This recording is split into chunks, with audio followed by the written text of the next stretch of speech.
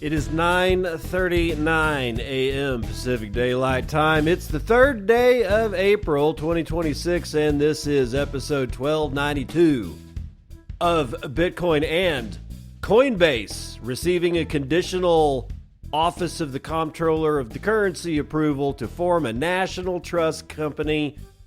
Coinbase, the evil demons that they are, one step closer to becoming kind of like a bank. Oh boy. That's going to be the first story that we hit today on the Bitcoin and podcast with me, your host, David Bennett, where I'm bringing you all the Bitcoin news that you can use and more. After that, we're going to do another Coinbase story because they're hooking up with the Linux Foundation. Oh, it's going to be so much fun. It actually is kind of a dangerous situation. It really is. Because this is going to be about their X402 Foundation. And the 402 thing is Coinbase's foray into payments online. That whole 402 error that you get every once in a while says payment not found or something like that on the interwebs. Yeah, and I don't expect that Coinbase is going to be on Bitcoin's side. In fact, ladies and gentlemen, I smell a rat. In fact, I smell a few. I'm seeing a whole bunch of condensation of FUD all of a sudden centered on Bitcoin.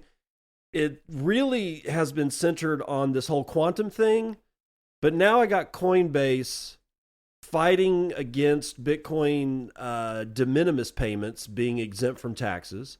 And now I got Coinbase hooking up with the Linux Foundation for X402 Foundation launch. And like I said, that's sort of a payments deal. And Brian Armstrong, founder and CEO of Coinbase, has never been on Bitcoin's side. I'm sorry, ladies and gentlemen, I smell a rat. I can't help it. I just can't help it. Then we've got an entire, to link into that, we've got an entire blockchain launch that is, quote, post-quantum ready. Oh, it just happened to see what I'm talking about. I don't believe in coincidences. I smell 2016, 2017 all over again. Then we're going to talk about Mara Holdings. They got some layoffs going on. Right in the midst of the March jobs report coming out, smashing expectations. And then in the second part of the show, CFTC stepping in on the side of Kalshi and Polymarket, swinging a hammer. Yes, they are. And then we're going to talk a little bit about somebody's view of the Bitcoin Treasury model. Just looking at the model. What does it mean? How does the model adjust itself? We're just not going to be talking about who, like strategy. We're going to be talking about what is the model? Does it make money? How does it actually work? And then Circle wants to wrap Bitcoin themselves. And then Drift has put out some more information about their exploit. And it was just a little bit bigger than the $200 million that we thought it was yesterday. But first, Coinbase. Coinbase receives conditional OCC approval to form National Trust Company. Micah Zimmerman, Bitcoin Magazine. Coinbase has received conditional approval from the Office of the Comptroller of the Currency to establish Coinbase National Trust Company, according to a statement.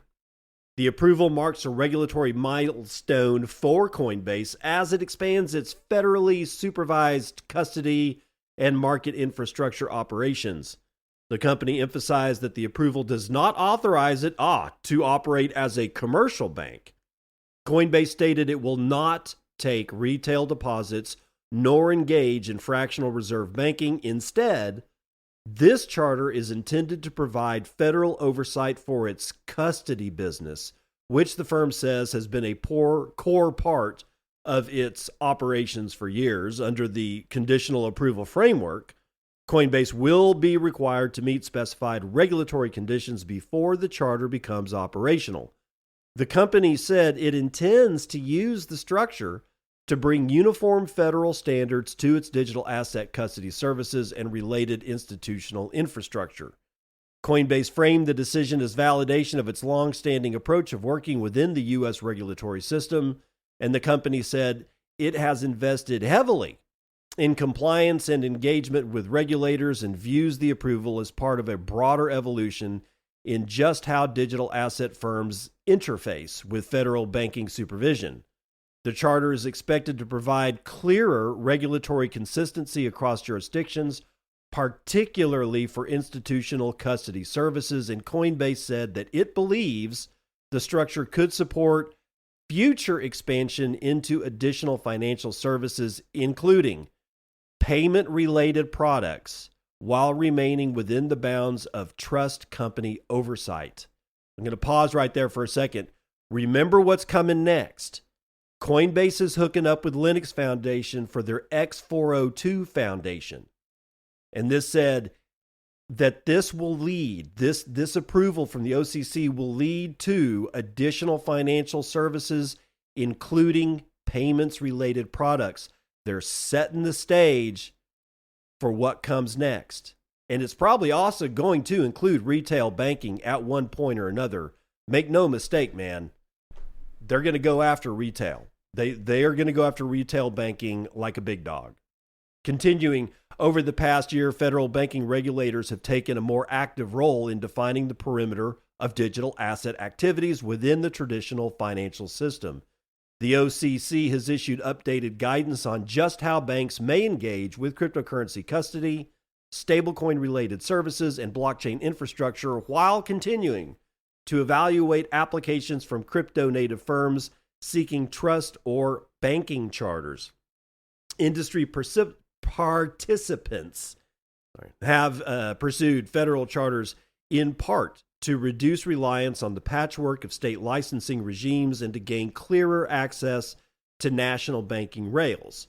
Trust bank structures, in particular, have become a focal point for firms seeking to offer custody services without having to engage in lending or deposit-taking activities. The OCC has adapted to institutional interest in regulated custody models and the growing overlap between traditional financial infrastructure and digital asset firms. Exchanges, custodians, and fintech firms have got federal oversight and support for institutional adoption and reduce regulatory uncertainty. At the same time, policymakers have debated how far federal banking regulators should extend oversight into crypto-native business models, particularly as stablecoins and tokenized assets continue to integrate into payment and settlement systems. The conditional approval for Coinbase's trust charter reflects the broader regulatory shift towards structured supervision rather than ad hoc enforcement. It sounds a lot like kindergarten to me, but oh well. If finalized, Coinbase's national trust status would place it among a very small number of crypto-linked firms operating under direct federal trust oversight, signaling continued convergence between digital asset infrastructure and the regulated U.S. banking system. Yeah. The nothing stops this train either. And that's why the OCC and the rest of the federal agencies are starting to say we don't have the structure to stop it. So we're going to have to figure out a way to regulate it. And in so doing, they can at least guide it where they want it to go. This is, of course, not what any of us wanted, but it's what most of us expected to happen eventually. So, it is what it is. But here's where the real crookery comes in. And I'm not happy that the Linux Foundation's name is attached to this one bit. Coinbase links up with Linux Foundation to launch X402 Foundation. Jason Nelson from Decrypt. God forbid, Coinbase is joining forces with the Linux Foundation to launch the X402 Foundation, an industry group created to oversee the development of a new internet payments standard. Let's take a breath and read it again. Coinbase and the Linux Foundation are teaming up to oversee the development of a new internet payments standard. The foundation will steward the X402 protocol, which lets websites request and receive payments as part of normal web traffic, after Coinbase contributed the technology to the Linux Foundation to place it under neutral governance. Pausing to say, bullshit. I smell bullshit.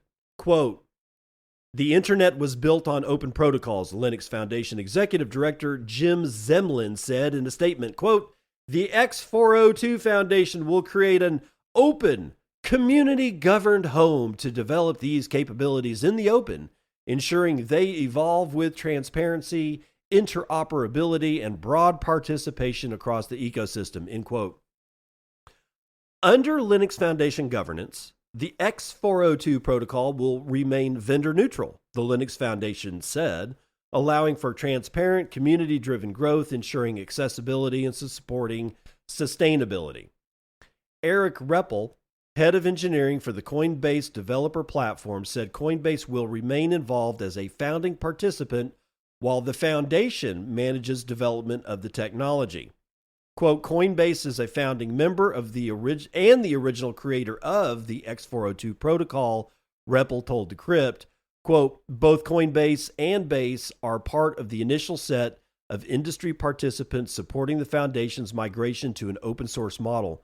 Members will help with governance to help guide the future of X402, end quote. Launched last year, 2025, by Coinbase's developer platform, X402 revived the long unused HTTP 402 payment required status code to create a native payment layer for the web, allowing websites and APIs to request payment directly during normal HTTP interactions before granting access to content or services. Developers have begun experimenting with the protocol as AI agents increasingly perform tasks for users online. Projects including Sam Altman's World are integrating X402 into tools that lets agents prove they represent real people, and infrastructure efforts like MoonPay's open wallet standard are adding support for the protocol. Companies participating in the launch of X402 Foundation include Google, Stripe, Visa, MasterCard, Shopify, Cloudflare, and the Solana Foundation. Quote, the shift towards agentic commerce requires cloud infrastructure that is as open as the protocol it supports.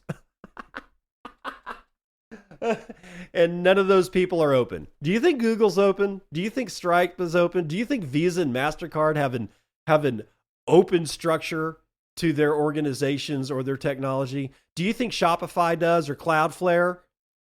I mean, God forbid, the only name in here that even remotely resembles something that could be quote unquote open is Solana, and that's a steaming pile of dog crap.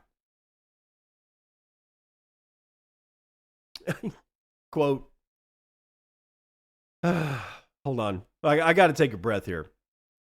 Let me read this again. The shift towards agentic commerce requires cloud infrastructure that is as open as the protocols it supports, said Managing Director, Web3 and Digital Assets at Google Cloud, James Traumans. Quote, by joining the X402 Foundation, Google is reinforcing its commitment to interoperable standards that enable secure AI-driven transactions across platforms. Solana has been one of the earliest adopters of X402, driving nearly 65% of X402 transaction volume this year, and has a growing ecosystem building products with X402 payments. Head of AI growth, Solana Foundation, Rasheen Sharma, said in a statement. Quote, we're eager to support the X402 Foundation to build the future of agentic payments and onboard more developers, merchants, and agents to pay per request models with stablecoins. Said it right there. Stablecoin. They're going to use stablecoin. They're going to force feed this whole agentic payments ecosystem stablecoin, like fattening up a goose to harvest its liver for foie gras. The X402 Foundation will operate under Linux Foundation governance to support community-driven development of the standard. Organizations that contribute to or use the technology can join the foundation and help guide its development.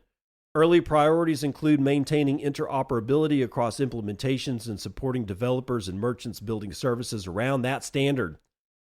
Shan Agarwal, Chief Business Officer at Coinbase, I can't pronounce his name, said that the company views the project as an effort to create a more open infrastructure for the future of online payments. Quote, agents are going to buy, sell, and transact on our behalf. They will need a payment rail that's open, interoperable, and doesn't require human clicking to confirm a purchase, he told Decrypt. That's X402, and now it's governed by the community. I want to read this one part again. That's the end of the article. Sean Agarwal, or Agarwal, whatever, Chief Business Officer at Coinbase, said that the company views the project as an effort to create a more open infrastructure for the future of online payments. No, that is exactly what's not going to happen. They are going to moat this thing like they are building a castle that expects to be besieged for the next 250 years. They are going to do everything they can to make sure that Bitcoin is not included in this. It will be stablecoin only. Can almost guarantee it. And anybody who's going to be looking for engagement on X will be able to get that engagement by saying the following shit. Bitcoin is dead because X402. Linux hates Bitcoin. Armstrong from Coinbase is going to capture AI payments.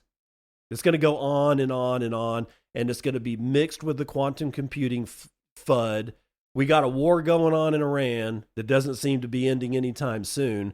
Thankfully, the oil markets closed for Good Friday yesterday at like 3 o'clock in the afternoon, so we have no idea what the hell's going on, because for me, the only source of truth for what's going on in Iran is what the price of West Texas Intermediate is at any given time.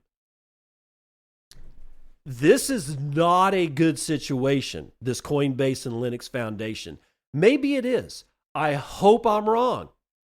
But there is nobody in this thing except for the Linux Foundation themselves is somebody that I trust. And now I'm not sure if I even trust the Linux Foundation, because there's the movie Wall Street from the 1980s.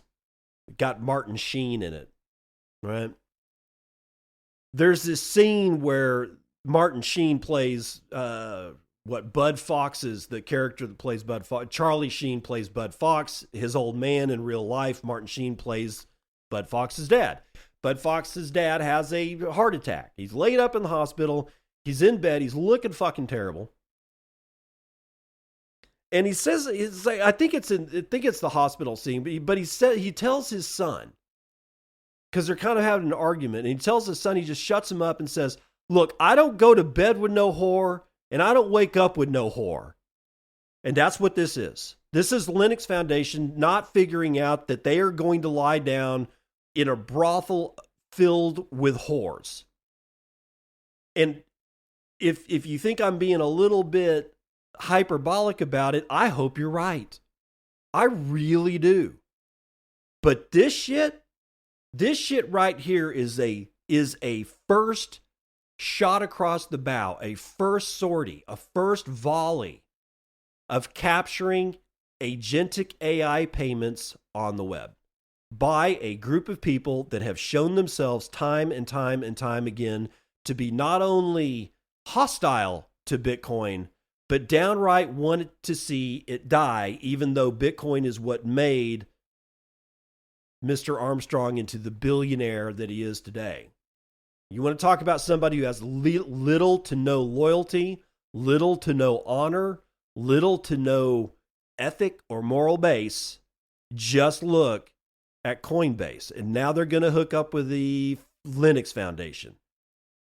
I've just lost a ton of respect for the Linux Foundation because they do seem to not know who it is that they are climbing into bed with.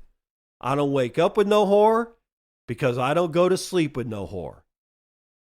Now, as if that wasn't enough, Naoris has launched a post-quantum blockchain as Bitcoin and Ethereum devs scramble to face the threat.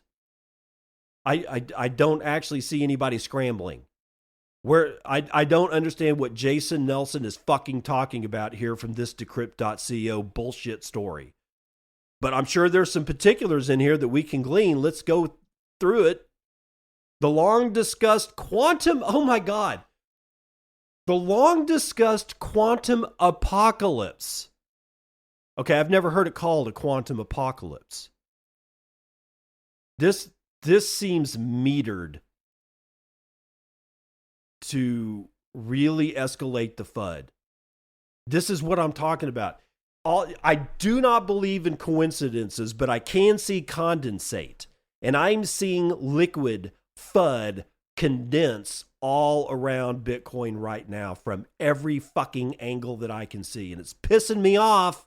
I'm getting pissed off here. The long discussed quantum apocalypse, or Q Day, when quantum computers could break modern cryptography, has moved from theory to a race against time, ladies and gentlemen. But now there are blockchain networks launching that claim to be prepared for that inevitability. Because on Thursday, Naoris protocol launched its mainnet, describing the network as a blockchain built with post-quantum cryptography from the start, using algorithms approved by the U.S. National Institute of Standards and Technology. Oh, the guys that investigated 9/11? Those guys? The guys that completely dismissed 5,000 signatures from architects and engineers saying that there's no fucking way those buildings could have fallen? NIST? Those guys, right? Yeah, I'm sure that they're 100% trustworthy. The project joins a growing list of efforts exploring just how blockchains might operate if quantum computers eventually defeat the cryptographic systems that most blockchains rely on today. Most major blockchains, including, oh my God, Bitcoin and Ethereum, secure transactions with public key signatures such as the elliptic curve digital signature algorithm. These systems rely on mathematical problems that classical computers cannot feasibly solve. Researchers have warned, however, that a sufficiently powerful quantum computer could break those protections using Shor's algorithm, allowing attackers to derive private keys from exposed public keys and take control of wallets. Nathaniel Zerzurla, Naoris's protocol chief growth officer. A chief growth officer, ladies. I'm the CGO of a blockchain company. Oh man, I smell 2017. So, like it's like a fog. It's like a fog of scent. It's like being right next to a feedlot in West Texas on a hot summer day, ladies and gentlemen. The chief growth officer from Naoris said that the project deliberately chose to implement the finalized federal standard for the technology rather than earlier research versions of the algorithm. Quote, most blockchain projects experimenting with post-quantum signatures treat dilithium and MLDSA as interchangeable labels, he told Decrypt. Naoris treats them as a hard boundary. End quote. MLDSA is the standardized version of the crystals dilithium algorithm, approved by NIST as part of its post-quantum cryptography program. As Sir Zarella explained, crystals dilithium and MLDSA-87 are not two separate algorithms. MLDSA is the NIST standardized version of crystals dilithium published as FIPS 204 in August of 2024. Naoris' announcement comes as blockchain developers debate just how do we transition to quantum-resistant cryptography, as doing so would require significant changes to existing networks. In February, Ethereum co-founder Vitalik Buterin outlined a plan to replace several cryptographic components of the protocol, including BLA and ECDSA signatures, with alternatives designed to resist quantum attacks. Bitcoin developers are exploring similar ideas, with contributors advancing BIP360, a proposal aimed at reducing public key exposure in transactions by introducing a new output type called pay-to-Merkle root. That design disables a technical feature called key path sending, which exposes public keys when coins are spent, and lays the groundwork for adding post-quantum signature schemes in future soft forks.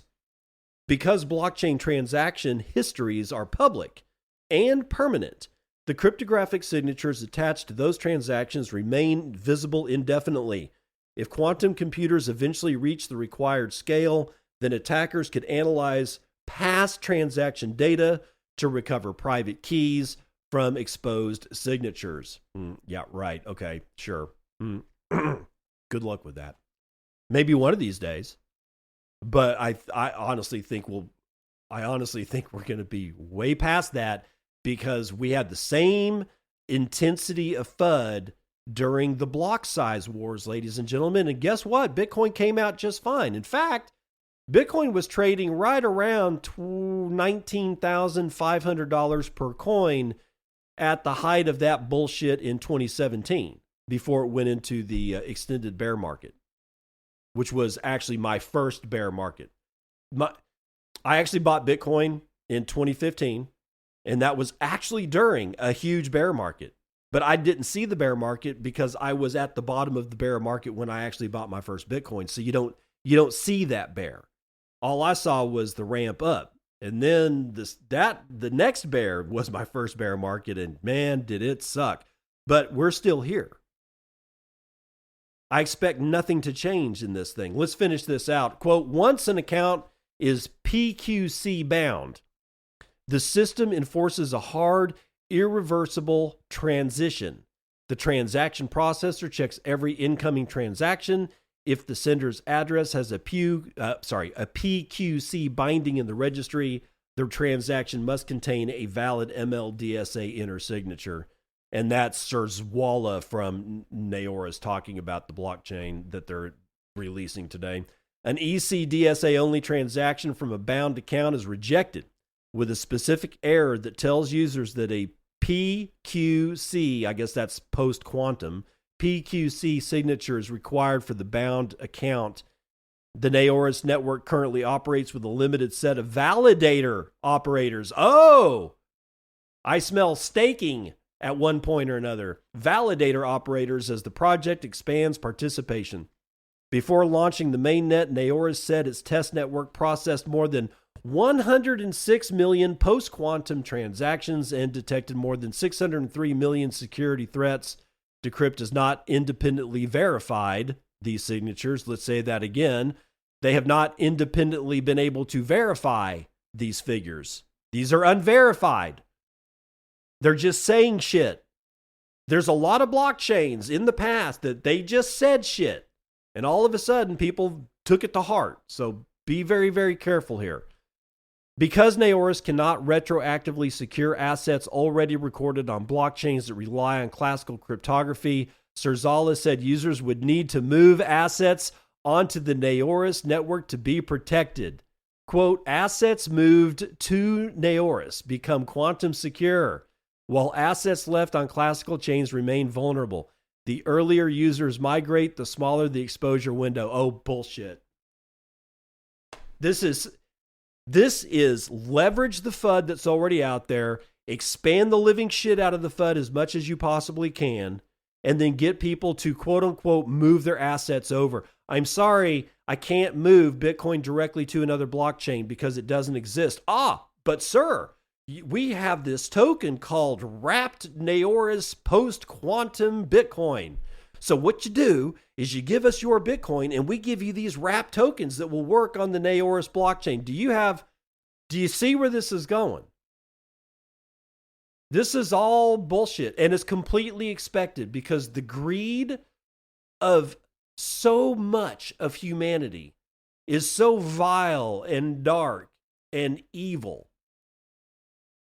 that you wonder how we walk around with these other people. If you're somebody that just wants to get married, have kids, take them fishing, go sit in a forest sometimes, contemplate God, your own inner God, whatever it is that floats your boat, but you don't want to have anything to do with destroying somebody else's life, you have to wonder how the fuck we walk around with the rest of this goddamn vile piece of shit humanity that does shit like what we're doing right now. Like what everybody's doing right now. We're just fucking killing each other, stealing each other's money, stealing each other's ideas. And being able to sleep at night, that's the one that gets me the most, is that it's like, holy shit, how do you sleep? And people like this will say, I sleep very well on my 50-foot mattress of cash to make you feel like a chump. And I'm sorry if I'm getting worked up, but at one point or another, I don't get it. I don't get it. We've all been set on this path by being apathetic and letting people in charge that are fucking psychopathic remain in charge and then make a whole shit ton of rules that after 10,000 years, we end up where we're locked to a boob tube, driving in a car that literally we think projects our, quote, status to the world, and kill ourselves trying to get money by giving our time that we will never be able to get back again to something so that somebody that prints money can give it to us. When you can just print the money and give it to it. When you can just print the money and give it to us. And then I've got assholes like Naoris saying, move your assets over to our quantum secure chain. Oh, and by the way, we haven't proven dick. Fuck these people. Mara Holdings can go fuck themselves too, by the way. They laid off a whole bunch of people after their $1.1 billion Bitcoin sale. So not only did they want to get a whole bunch of money all at once, they don't want to pay anybody anything because, well, Atlas 21 is going to tell us why. Mara Holdings has launched a series of layoffs affecting multiple corporate departments as reported by Blockspace Media. According to internal sources, the layoffs were carried out in stages, with at least 2 rounds occurring within the same week between Wednesday and Thursday. The total number of employees affected and the percentage of the workforce involved have not been disclosed. The workforce reduction comes just days after the completion of a major balance sheet rebalancing operation between March 4th and March 25th. Mara sold 15,133 Bitcoin for $1.1 billion. The proceeds were used to repurchase portions of its zero coupon convertible senior notes due 2030 and 2031. So after we got the news about them selling a whole bunch of Bitcoin, which wasn't helping matters after October, now they're just going to lay off a whole bunch of people. And people will say, oh, well, it's because AI is going to kill Bitcoin. Again, it's another very pointed piece of FUD. In fact, at any given time, I expect Greenpeace USA to re-enter the fray. And if you don't know what they did before, I don't have time to tell you about it now because I've got a new entrant into the Circle P. Well, today they're a guest. Born to be Free beef tallow skincare products. Born to be Free.store. That's born to be Free.store. I'm ninja launching these guys because they posted on Nostr today. And the heading, well, not the heading, but the line that they said was, thank God for Nostr. And then they had a video. And in that video, they outlined how Meta deleted their Instagram account. And the storefront looks very, very nice. I have not used their products, but they look spectacular. They have a lot of videos about how they make their products. And I think that they seem to be putting a lot of care into their beef tallow products. They've got stuff like lip butter, a vanilla bean body butter, a vanilla bean lip butter, coconut vanilla lip butter as well. Their best sellers are pine and musk body butter, a Woods After Dark Essence roll-on oil, a Bear Cashmere Essence roll-on oil, and an Essence roll-on collection. Now, I cannot see on their website that they take Bitcoin, but I think that they do. Like I said, I'm ninja launching these guys because I just saw that they got deleted off of Meta or Instagram, not once, but like twice. They tried to get another account and they were like killed inside of like 30 minutes or something like that. This is a young married couple and they're trying to do something that they love to feed their family and pay their bills instead of working for something that somebody can just print. I want the Circle P is here to support people like this. People that want to be free. Free from all the bullshit. And free to express themselves in their products. That's what the Circle P really is all about. The Circle P is where I bring plebs just like you with goods and services to plebs just like you who want to buy those goods and services. You will be buying it in Bitcoin because if you're not selling it in Bitcoin, you're not in the Circle P. Now, I just got finished saying that I'm not sure if they take Bitcoin for their products over at borntobefree.store. That's borntobefree.store. However, in their description, they say this: skincare for sovereign humans, tallow-based, handcrafted, no compromise. We live the lifestyle, you get the results. Freedom is our foundation. Bitcoin is our tool. That's why they're in the Circle P as a guest vendor today. I kind of ninja launched it on them too. It's not like, I'm not the guy that clears shit with people. I've got a bad habit of not asking permission. And I didn't ask Born to Be Free's permission to put them into the Circle P. I just basically told them that they got a guest slot today. And of course, the wife reached out to me to, like literally within like 10 minutes and said, well, sign up for our affiliate program so that you can get, like if somebody makes a sale or if we make a sale because they heard about us on your show, then we can get you something back. And I'm like, yeah, I'll do that later. Because that's not what the Circle P is really all about. The Circle P isn't for me to make money off of plebs. It's to leverage my audience to let them know that, hey, there are products by people just like you. And instead of buying shit from Amazon, instead of buying stuff from Walmart, instead of buying Irish Spring soap, you go to Soap Miner, right? Same thing here, man. Tallow-based skincare products. And like I said, their labels are beautiful. Their bottling is beautiful. To me, when I look at what I'm seeing right now, I see care. And I like to care about plebs who care about themselves, their products, and other plebs. Go to borntobefree.store. That's borntobefree.store. I don't have an affiliate link yet. I did sign up after she said it, but I signed up literally 30 seconds before I hit record. So I don't know if I've got an affiliate link to give. Just wherever it is that you put it in there, just say Bitcoin and. If you can't put it in there, don't worry about it.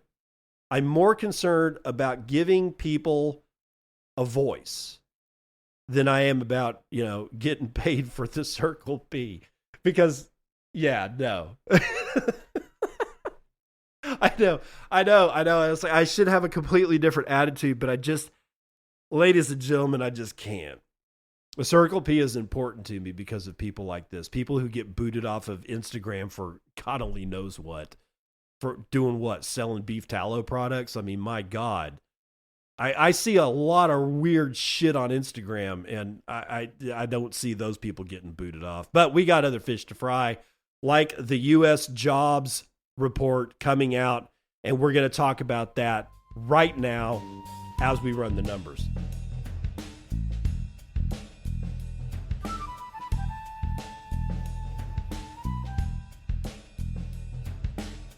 So the jobs numbers did come out this morning at 5:30 a.m. my time, and it said that we added 178,000 jobs, whereas we were expecting only like 65,000 jobs. And these are non-farm payroll jobs, regular like retail shit, people working at malls, at Chick-fil-A, whatever, businesses, brokers, traders, bankers, lawyers, whatever. Right, the non-farm payrolls, 178,000 jobs added this morning, or okay, added in March, and we figured that out this morning. Do I believe these numbers? No, no, I don't, and I didn't believe any of Biden's numbers either. This has nothing to do with Trump or Biden or left or right or blue or green or red.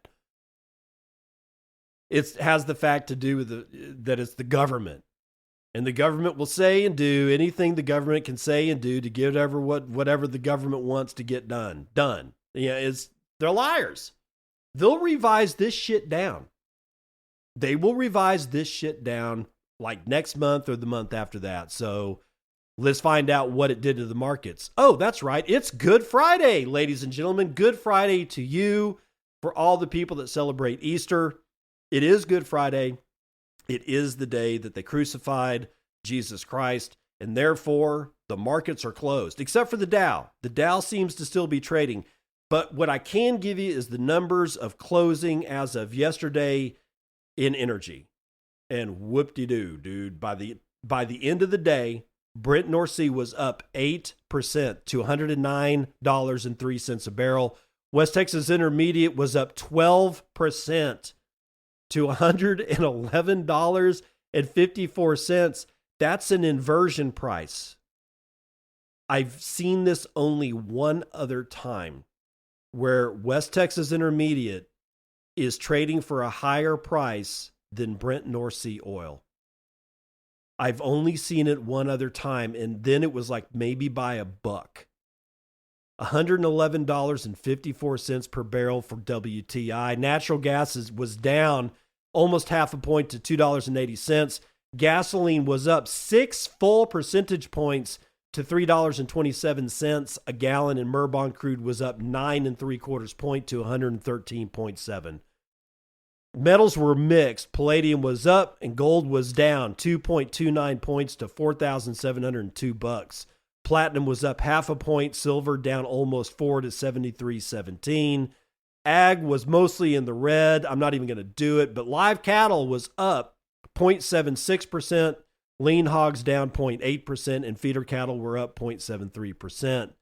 The S&P closed down 1/4. The NASDAQ closed down 0.36%. The Dow, I think, is actually still running. I'm not exactly sure. Maybe, maybe not. Maybe they closed early on Friday or something. But it looks like the price right now the number right now is 46,629. S&P closed yesterday at 0.4% to the downside.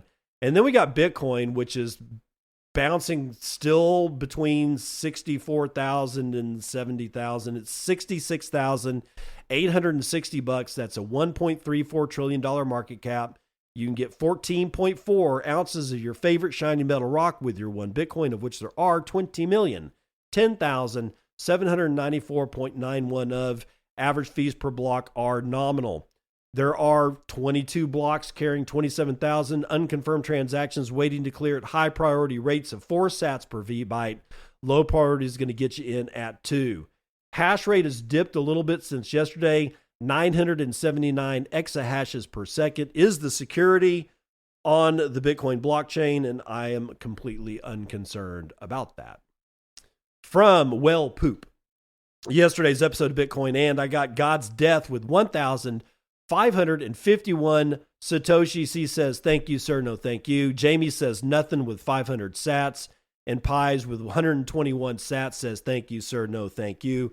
A reminder that a 5-star review on Apple and Spotify podcasts go a long way to replace any Satoshis that you just don't feel like parting with.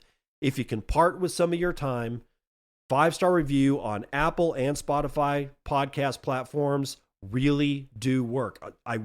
If they didn't work, I wouldn't be wasting my breath right now. They do work. I've seen them work, and I haven't gotten a 5-star review since last December. So please, if you would be so good as to lend me a hand and a 5-star review on those platforms, I would be most appreciative. That's the weather report.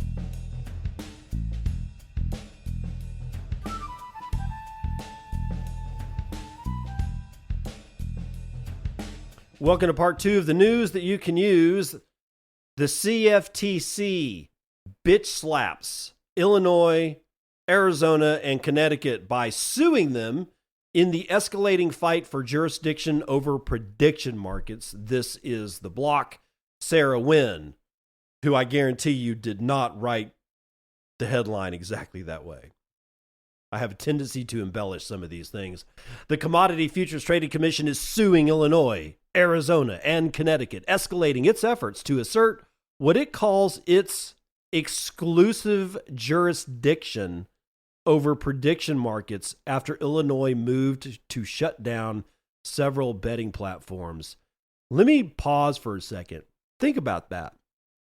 The CFTC is basically telling the states that they have exclusive jurisdiction over what happens with gambling in their state.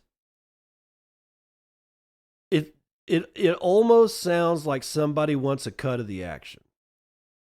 Because think about what would actually happen if the CFTC,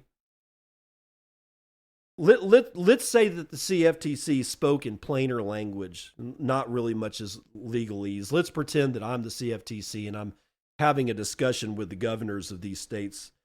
Here's plain language version. I want a cut of the gambling action in your state. So as the Fed, I'm going to allow gambling on sportsbook and all that kind of shit in your state as long as they're on Polymarket and Kalshi. Do you understand what I'm trying to tell you? Because if you try to fuck with me, we're going to have some serious problems. I'm not going to regulate your gambling casinos. I'm not going to worry about your card games. I'm not going to worry. But if it's on prediction markets and somebody in your state makes a bet on Kalshi on, I don't know, the Jayhawks game, and you interfere with that shit, we've got a problem. That would be the plain language of what's being said here.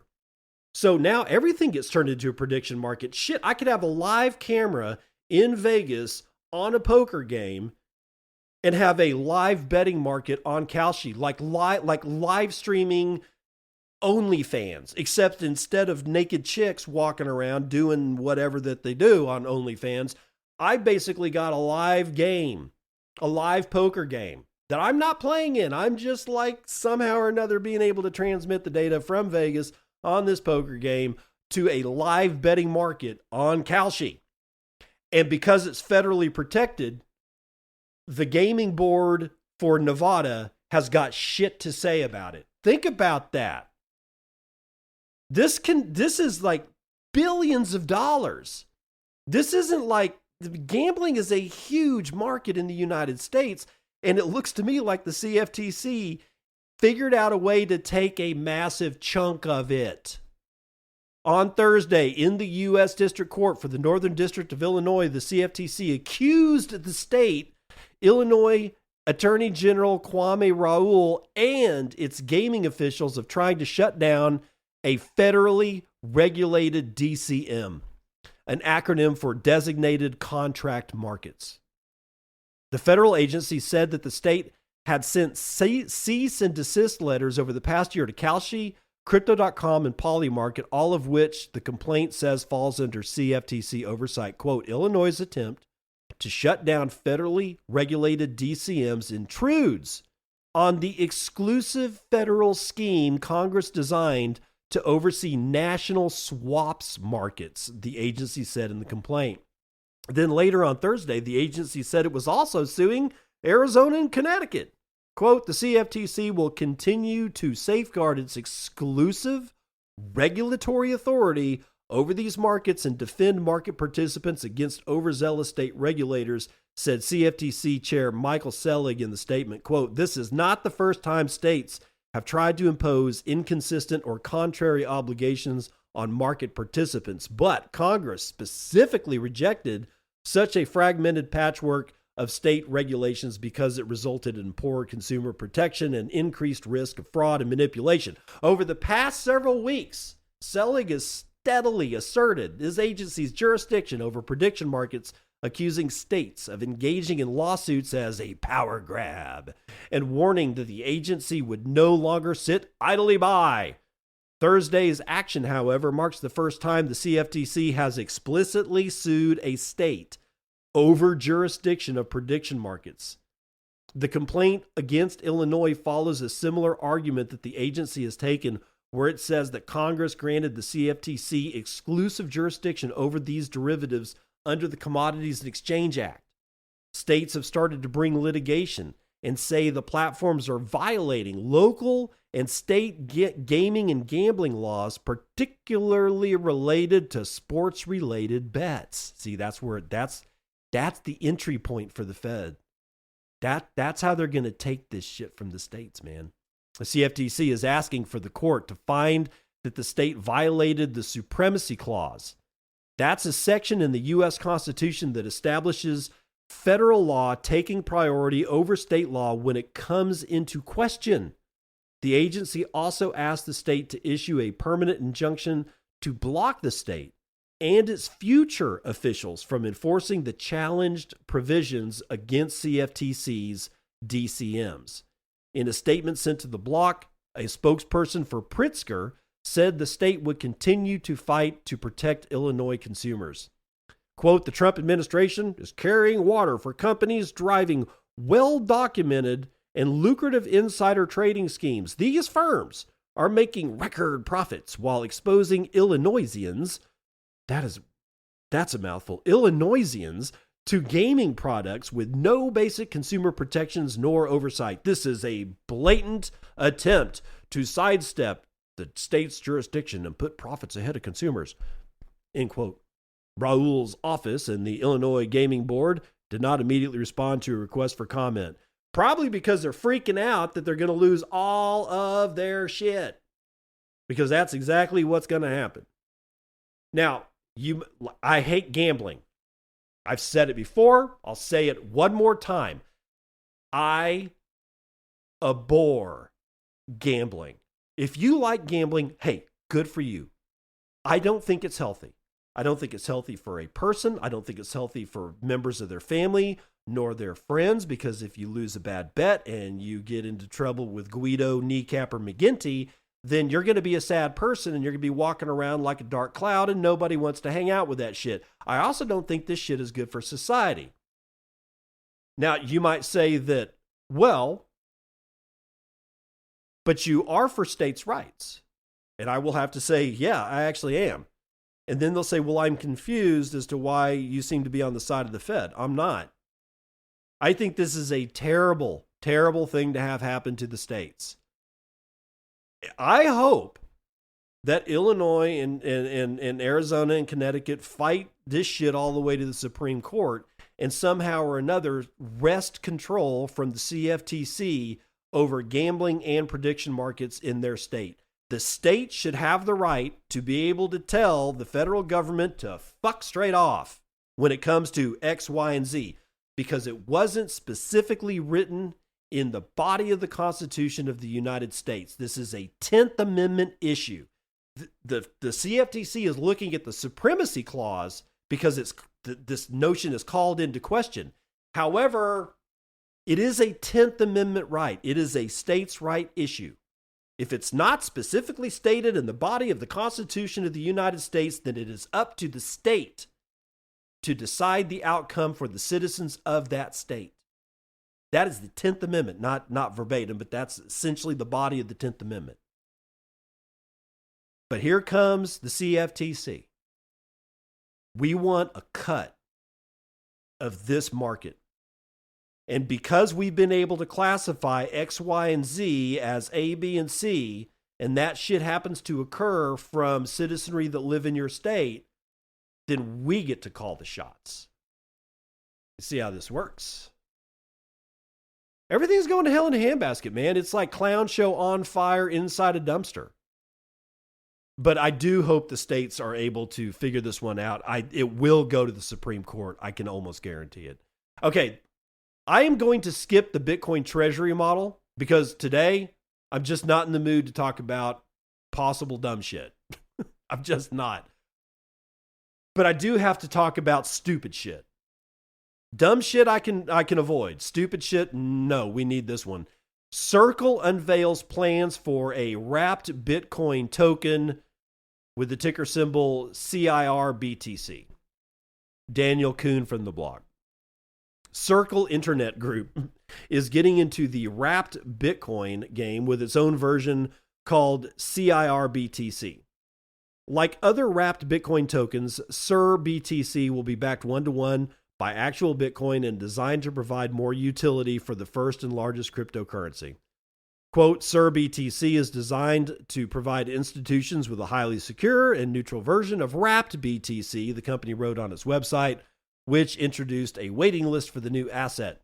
Circle said CIRBTC will be fully integrated with its existing tech stack, including its bespoke Layer 1 blockchain ARC and the Circle Mint stablecoin redemption and issuance platform. The token will launch first on Ethereum and ARC.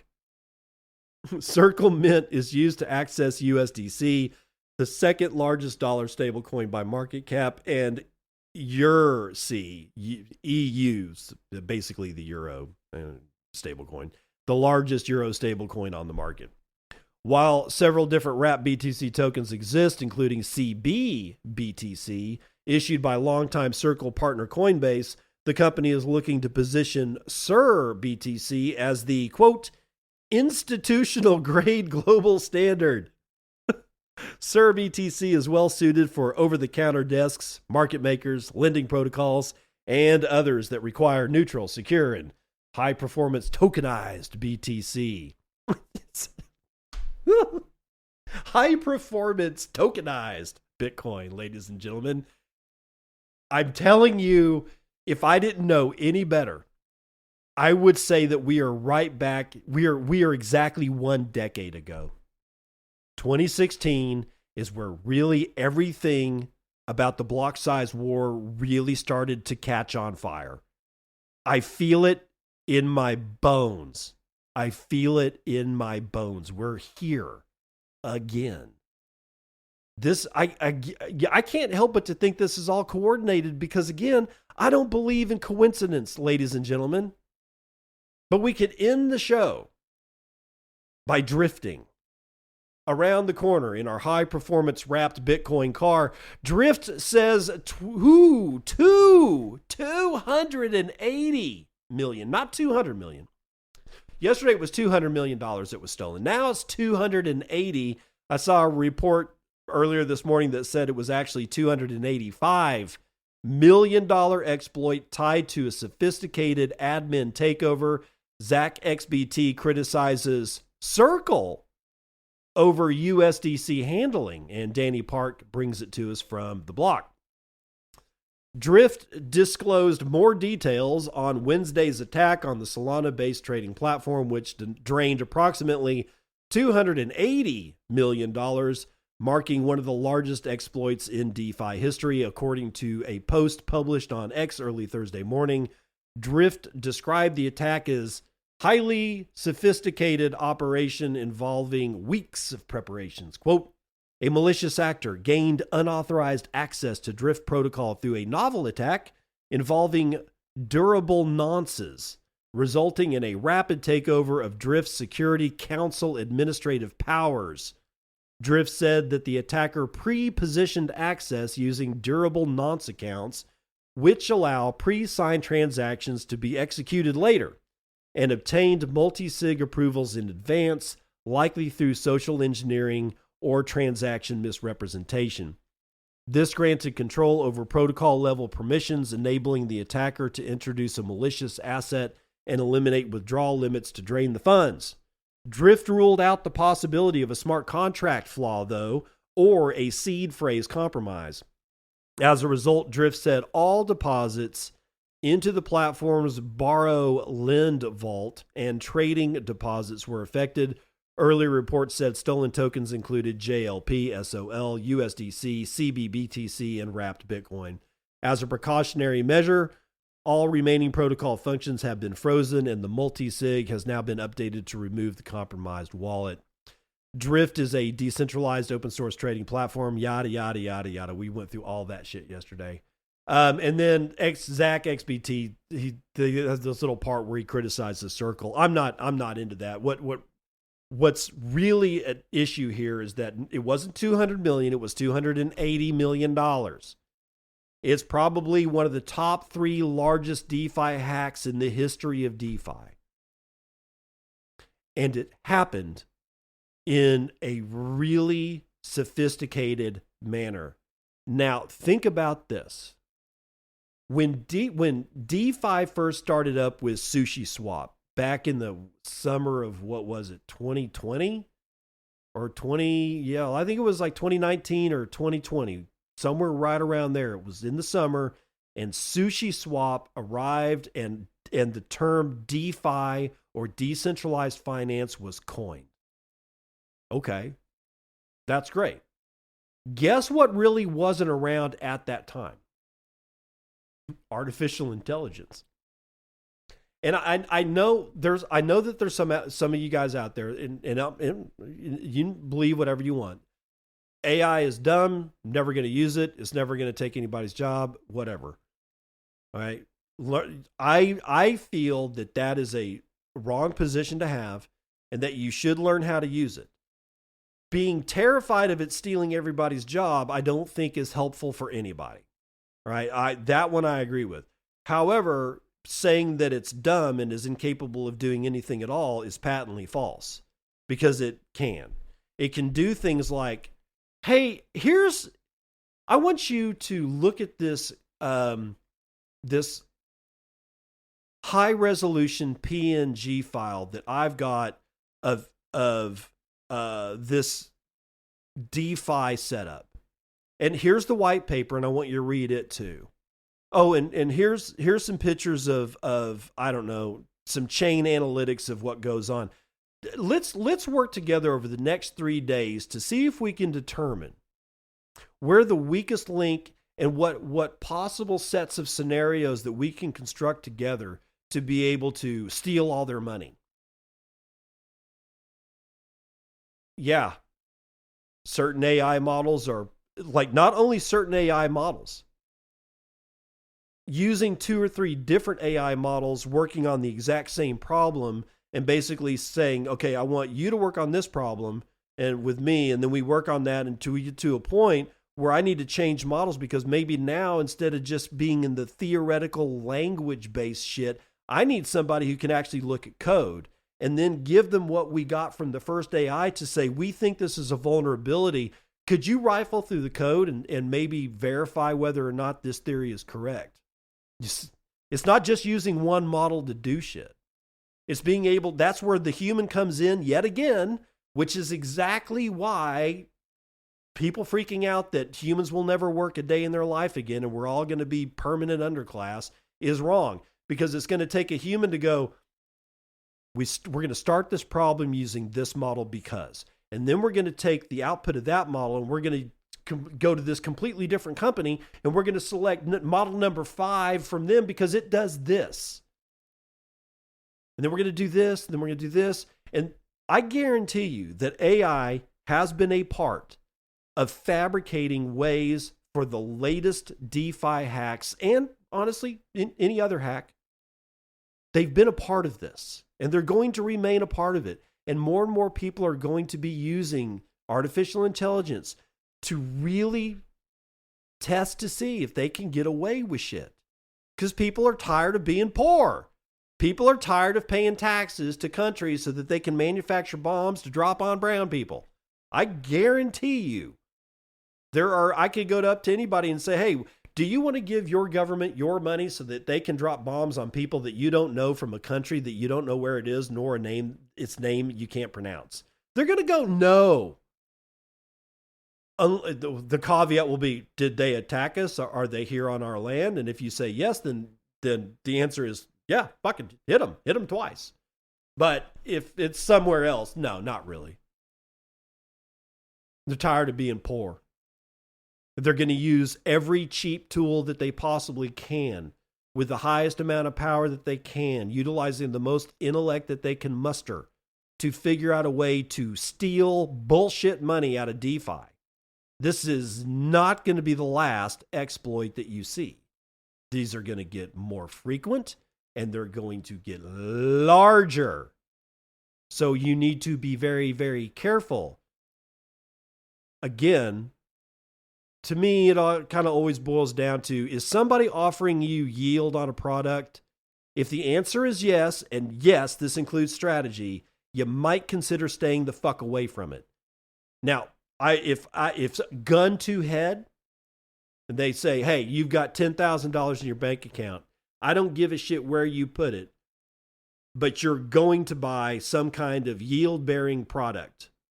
Is it going to be Sushi Swap style DeFi, or are you going to buy Stretch from MicroStrategy? Dude, I'm going with MicroStrategy. Why? Because they've been regulated for decades. They got a least amount of chance of, because they don't do weird DeFi shit either. Right? They're just saying, I mean, it's like, do I agree with the way that Sailor's doing stuff? Not entirely. But it's not as funky as this DeFi shit with smart contracts that are executed on this blockchain and then borrowed against with this derivative structure, and then the blah blah blah blah blah blah blah blah blah. I'm gonna just buy a stock that offers yield. I still want to ask where the yield comes from, but at least I got a better chance of knowing where the yield comes from on Stretch than I do from Drift or Sushi Swap or Uniswap or just name your DeFi protocol poison. I'm just begging you guys, please, please, please, please, please, please, please be careful. Have a wonderful Easter Sunday. I'll see you on the other side. This has been Bitcoin and I'm your host, David Bennett. I hope you enjoyed today's episode and hope to see you again real soon. Have a great day.